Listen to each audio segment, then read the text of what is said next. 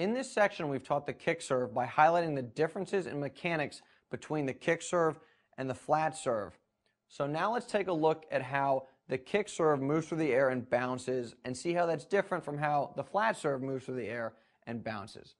Behind me, we've got a shot of Scott Oudzema, who in 2004 won the juniors doubles titles at the Aussie Open, Wimbledon, and the US Open.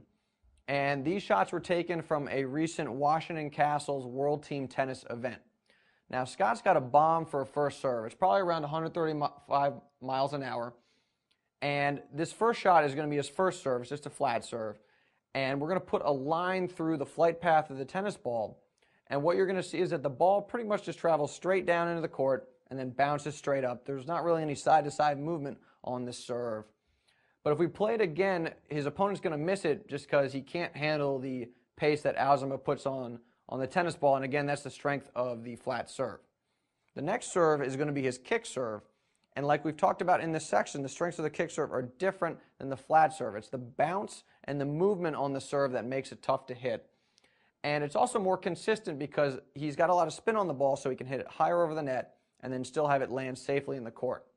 So when Oudzema hits the tennis ball, we'll put that line through it again, and it's going to travel higher over the net, but then dive down into the court. And when it bounces, it's going to kick up and to the right. And then again, that's because he's a righty. For a lefty, the ball is going to kick in the opposite direction. And if we now compare the contact points of Oudzema's opponent when he's returning serve, we've got the flat serve on the left and the kick serve on my right. When Oudzema's opponent tries to return the flat serve, he's basically hitting that serve in between his waist and his shoulder. So he's not really being pressured on his contact point. But again, it's the pace with which Oudzema's hit the tennis ball that makes it difficult to handle.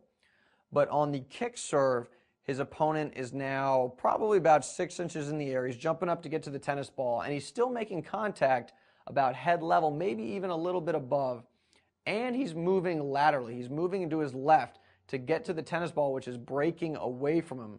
So again, when you hit a kick serve, it can be a difficult serve for your opponent to return because that ball is going to kick up high and it's going to break to the side. So that movement is what makes the kick serve so effective and so difficult to return. It's hard to judge as the returner your contact point because the ball kicks up high and it moves to the side.